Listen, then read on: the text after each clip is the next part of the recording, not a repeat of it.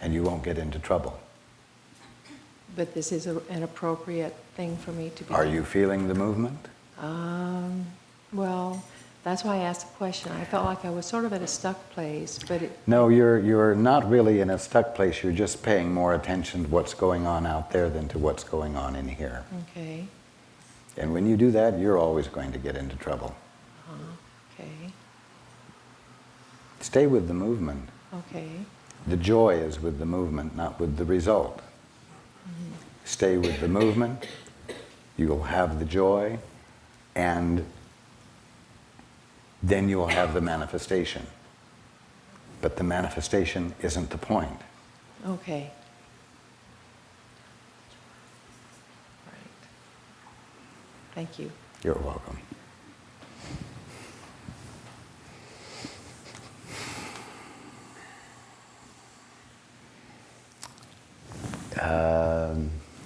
Yes, yes.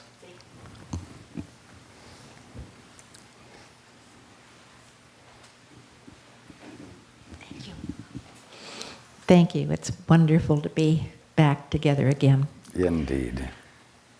I'm just feeling here that in this particular time of my life, I'm feeling unmotivated, undirected. I seem to be just sort of treading water and doing busy work. But spiritually, I don't feel that I'm where I'm supposed to be. Are you having any fun? Not a whole lot. Are you having any fun? Not much. Really. I mean, no. I think you're having more fun than you're letting yourself acknowledge then. Okay. There's a part of you, there's the student part of you. Yes. And the student part of you isn't having any fun. But there's Yes. another part of you, the girl in you, that is having fun and is enjoying not having a task. Yes. Yes. That is enjoying being and having time to notice things. Mm-hmm. You see? Yes. You are having some fun. Yes. Yes, I am, but I feel guilty about it. No, the part that's having fun doesn't feel guilty. The student does. Right. Right. Okay. You know what? You're on a sabbatical. Hooray. Enjoy it. Because when it's over, you'll say, well, if I had known it was a sabbatical, I would have enjoyed it. Yes. Yes, definitely. You're okay. Okay. Everything's all right. Okay. Give yourself a break. That's true. That's true. Okay. Is the work I'm doing with Eudora being helpful? Indeed. Is there anything more I could present to her? Oh, there's the student again. Oh, yes, there's lots of things you could be presenting to her. Yes, indeed. And I tell you what, I want you to take the next 6 weeks finding out what they are. And if that girl in you begins to have any fun, kick her in the butt and tell her to sit down and shut up, you've got work to do.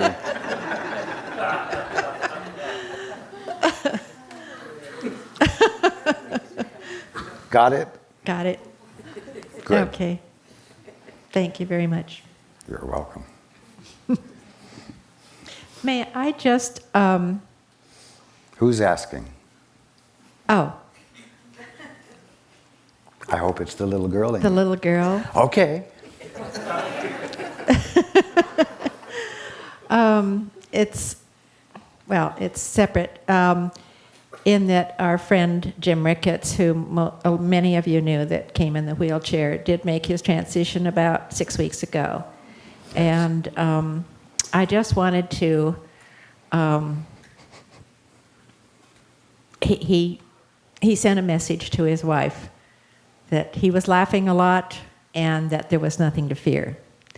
And so he's beyond his confusion now and his torment about why he was in that state and so forth. And so I feel that he would want me to share that with all of you because I know you loved him too. I'm very glad you shared it with everyone, yes. Thank you. Hands. Yes, back in the turban. Go ahead, microphone. I'd like you to tell us a little bit about the cosmic joke that's going on. You know, I don't know, like why does earth and heart have the same letters in it? And why are there 7 seas and 7 days and 7 oceans? And why is all that? To pique your curiosity. Well, it's peaked. Indeed. And curiosity, instead of killing the cat, leads to your awakening. It causes you to look into larger contexts.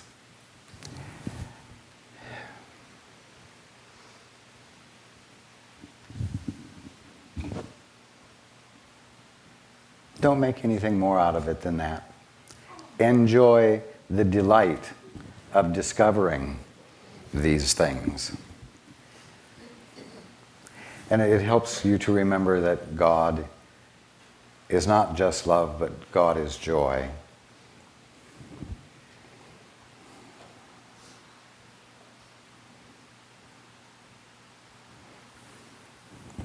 That's the end of the answer. Thank you. One other. Moses and his 10 ideas, 10 commandments. Do you know him or what's your connection with him? And what do you think of the 10 commandments?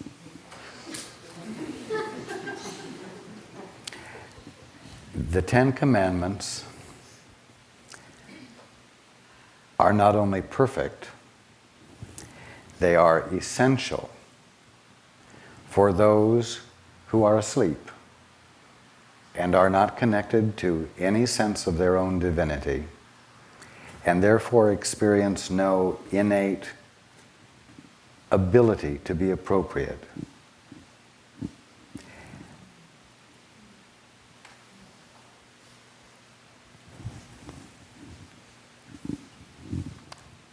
You know, before anyone fell asleep, there was no Holy Spirit.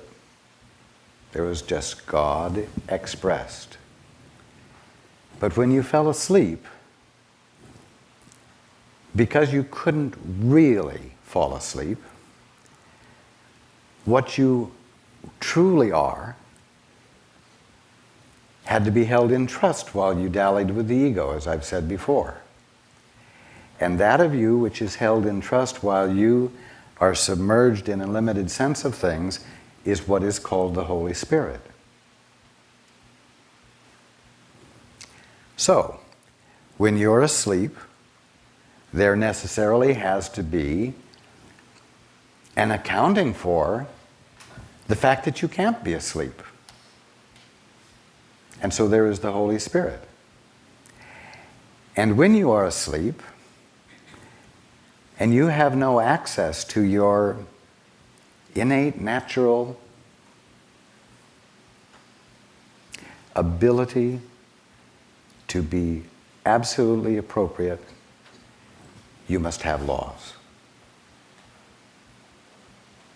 And so you have the 10 Commandments, or an equivalent set of laws that not only help you not be totally miserable, but that also point you in the direction of the larger context. Thank God you have the 10 Commandments.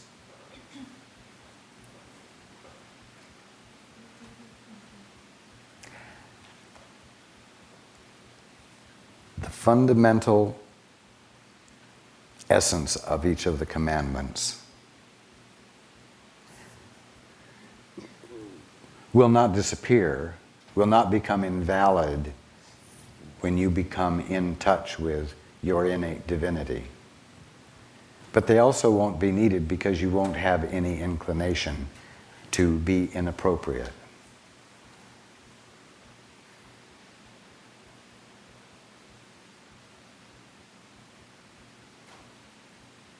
Now,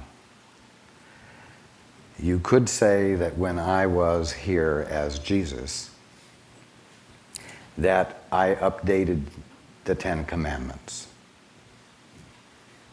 and turned them into two. Love the Lord thy God with all thy heart and all thy soul and mind, commandment number 1. And your brother as yourself, commandment number 2. That embodies the whole of the Ten Commandments. Simplifying it, you might say. And it was more appropriate in that day and age than in the time of Moses. So,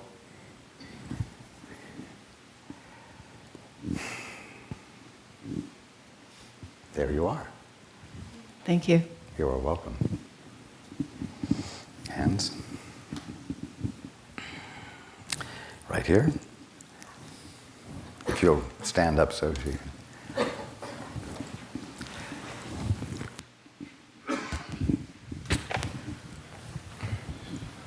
Thank you, Raj. At our last gathering, you gave me an update as to the possible purpose of my wife passing and the what I believe you spoke of as individual work for Brian and Becky and myself. And I would ask for the opportunity, if appropriate, to get an update from the other side. And maybe you could speak to, I see purpose being fulfilled by the kids, but I'm wondering about right livelihood and direction and purpose and clarity for myself.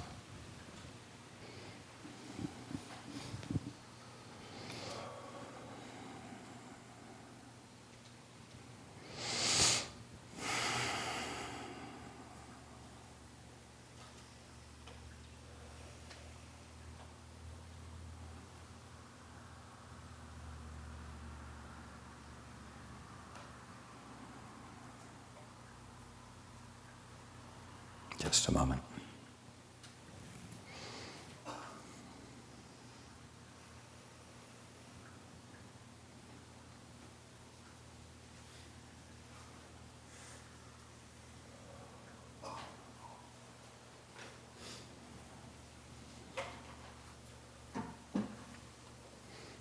This is me, Paul. I will have to put this in my own words.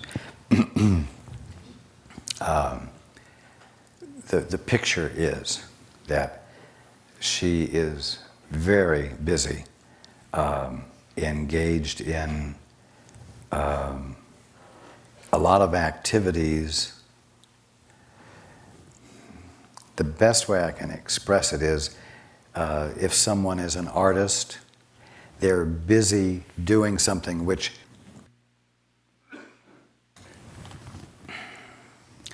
the activities that an artist, the busyness that an artist would be engaged in expresses something that's coming from their heart or their soul. So she's very busy with things that are emerging from her heart or soul. Very, very fulfilling.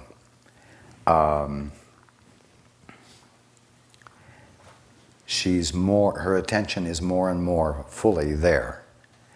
The picture is that she visits or is allowed to connect with you less frequently now than in the beginning. And it's likely to dwindle away within the next 6 months. It's like she must get on with her things and you must get on with your things. Okay, just a moment.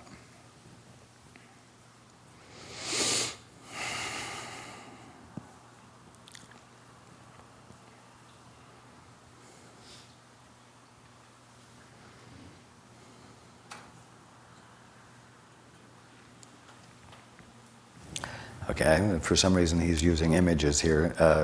As far as you are concerned, it's like you're in a vestibule. You know, the vestibule is that part in between the two cars of a train, or it's like an entryway into a place. It's when you're neither here nor there. Okay, it's an in-between place, and it's exactly where you're supposed to be. So let yourself be there.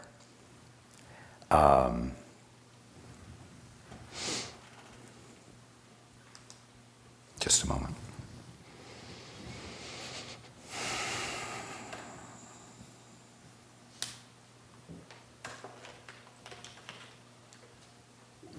Okay, again, he's using images.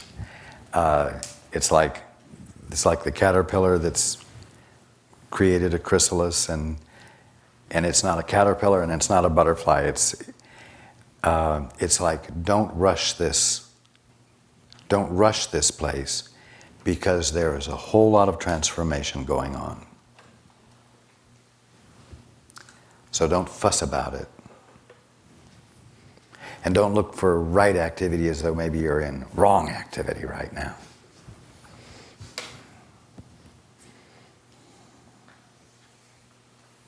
He says, Paul has shared it with you perfectly. As I told her to enjoy her sabbatical, I encourage you to enjoy your vestibule. Be at peace. Thank you. You are welcome. Thank you very much. Everything is all right. Thank you again. You're welcome. And here in the front.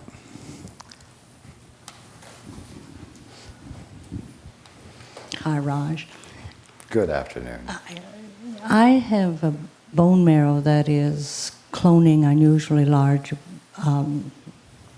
blood cells, which thicken the blood. And I'm curious about what this is really all about.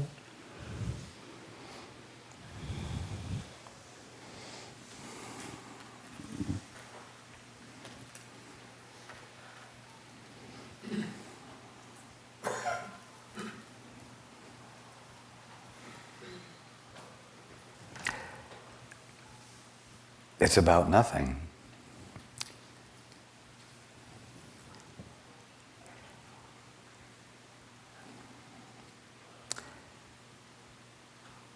And it is about your having the opportunity to nurture the awareness that you're not an embodied spirit. You are spirit that is identified. As spirit identified, your body has no capacity to objectify anything unlike spirit that you are. It doesn't have the capacity to forget what its purpose is for being. And its purpose is to identify you perfectly. You, spirit, perfectly. I want you to contemplate this many times a day. You do not have to sit and contemplate for hours, but just remind yourself that your body exists for the purpose of identifying you, spirit, perfectly, and it doesn't have any capacity to forget how to do that. You are not a body. And there is no body existing independent of spirit that can act on its own. It's important for you to remember this, because then you will realize that The only reasonable expectation that you can have is that there will be less and less evidence of fat blood cells and more evidence of perfection, because your body is your ally. It was created that way.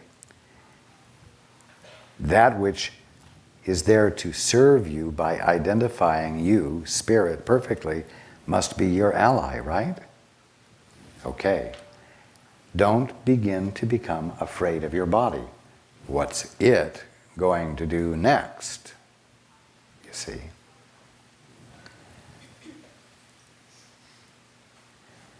Your fear or your doubt about the body can get in the way of your clear experience of it.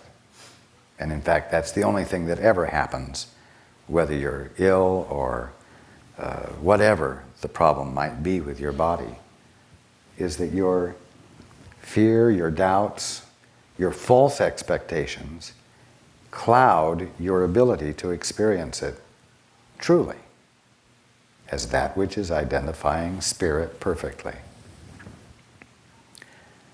Cultivate this attitude. It's one of appreciation of your body for what it truly is. It's one of valuing it. It's one of treating it as a friend rather than a potential enemy, as something untrustworthy, and not having your best interests at heart. You are not a spirit that temporarily has a body any more than there is a God that temporarily has a manifestation called creation, but that he'll someday wake up and realize that he's bodiless and creation will disappear. There cannot be, I've said it before, there cannot be unmanifest God. In order for there to be God, there must be the evidence of God being. That's called creation. In order for you, spirit, to be, there must be that which evidences and identifies you. So you will never arrive at a point where there is nothing specific about you. So don't just tolerate it because, the day will come when you will pass on. You won't have to mess around with the body anymore. Now, it'll be there, and it'll still be there for you to say, oh, well, I guess I don't want to waste my time now tolerating it, because obviously I'm not going to get rid of this body, and I might as well get about the business of recognizing and appreciating it as that which has the intent of identifying me perfectly. The me is spirit. The me is God in you. I mean, the you that is spirit is God there. And your body's intent to identify you, spirit, perfectly is creation's intent to identify God perfectly. Get this. Because then you won't suffer from a duality of tolerating a mortal body that one day you will put off.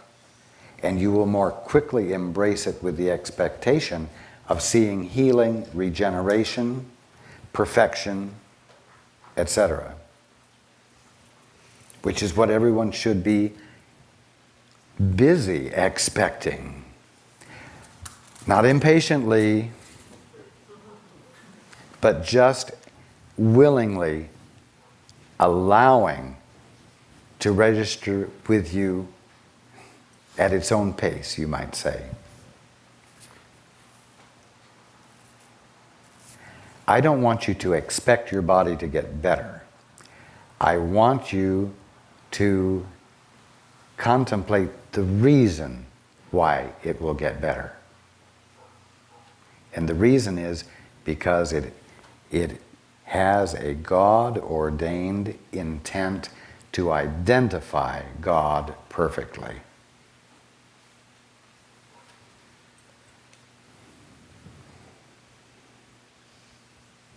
you can go around with airy-fairy positive thinking, oh, every day in every way my body's getting better and better. But if you don't know why, then all it is airy-fairy thinking. You see? I'd rather have you give your attention to the contemplation of what it is. It's that which has been divinely ordained to identify spirit, me, which is God present here, perfectly. There you go. You see? Don't even waste time with, oh, what did I do to deserve this? Or where did I get off the track? Or what meaning does this have in terms of my spiritual growth? Don't go off on those imaginative side trips. Begin to engage in conscious appreciation of your body because of what it really is and what its intent is. You see?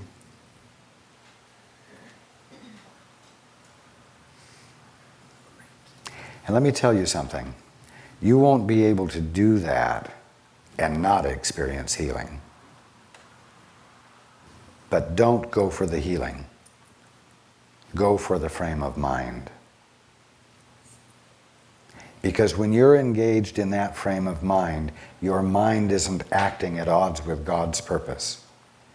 And harmony and peace will be your experience. Because you're not cluttering it up with irrelevant, irrational thinking. You see? Okay. Thank you. You're welcome.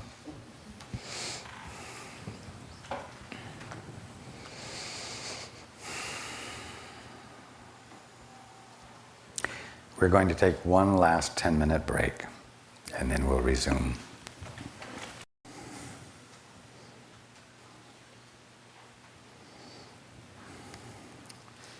Okay, hands.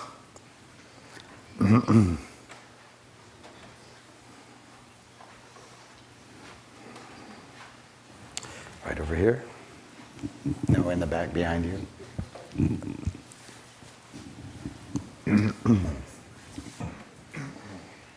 You all look like the Three Musketeers.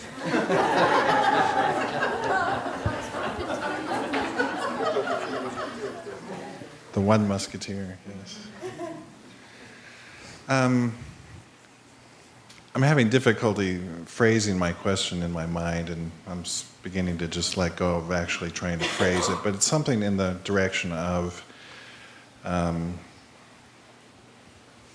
the omnipresence, which is infinitely identifying itself as us. How could it be that a Christ or many Christs ever get confused about the reality that was already so at the beginning? Like, what is ignorance? What is confusion? Why do we get identified with the specific instead of the infinite and specific view? Something in that direction. I have described it before, but it's really simple. The easiest way I can describe it is that being is a four-dimensional continuum. You could call fourth-dimensional conscious being the state of being awake. It is from that level that creation happens, and creation is experienceable in four dimensions.